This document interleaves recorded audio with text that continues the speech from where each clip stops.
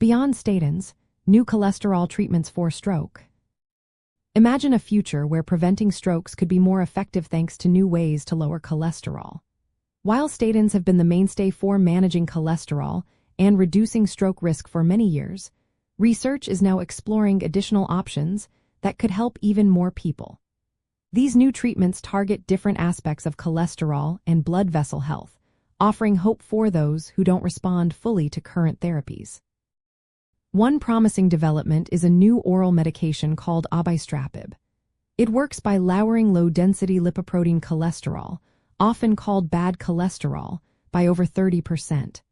But what makes it stand out is its ability to also reduce lipoprotein A, or Lp(a), which is a genetically inherited particle linked to a higher risk of stroke and heart disease. Elevated Lp(a) levels are tough to treat with traditional drugs, so obistrapib's dual action addresses two major contributors to stroke risk. In clinical trials, especially the Phase 3 Broadway study, obistrapib alone or combined with ezetimibe has shown to cut LDL cholesterol by nearly half. It was well tolerated and could become a powerful tool for patients who struggle to reach their cholesterol goals with statins alone. Another exciting area involves gene-silencing therapies aimed at lowering Lp(a). These treatments use small interfering RNA, or siRNA, to block the gene responsible for producing Lp(a). For example, a drug called lepidosiran has demonstrated reductions of up to 90% in Lp(a) levels, with effects lasting at least a year. Although these therapies are still in the investigational stage and not yet approved by the Food and Drug Administration, they hold promise for high-risk patients who continue to face stroke risk despite standard treatments. Other drugs like pelacarsen and olpasiran are also in advanced trials, and early results suggest they could significantly reduce cardiovascular events, including strokes. There is also a potential game-changer in the form of one-time gene therapy. A candidate called VERVE-1 aims to permanently lower LDL cholesterol by editing the PCSK9 gene in the liver. A single injection could reduce LDL cholesterol by up to 69%, which might eliminate the need for daily medication. While this approach is still under clinical investigation and not yet available to patients, it could revolutionize how we prevent strokes in those with very high cholesterol levels. In addition to gene therapies, monoclonal antibodies that target PCSK9 are already used to lower LDL cholesterol effectively.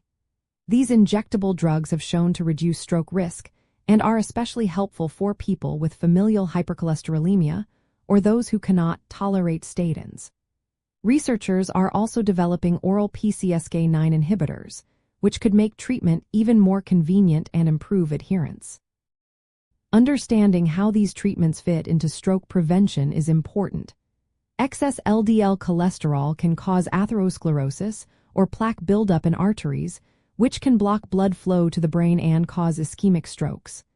Elevated Lp(a) can also damage arteries and promote clot formation, further increasing stroke risk. While statins remains the first-line therapy, these new options target additional pathways and genetic factors, offering a more personalized approach to reducing stroke risk. It's essential to remember that, all these treatments are still being studied and are not yet widely available.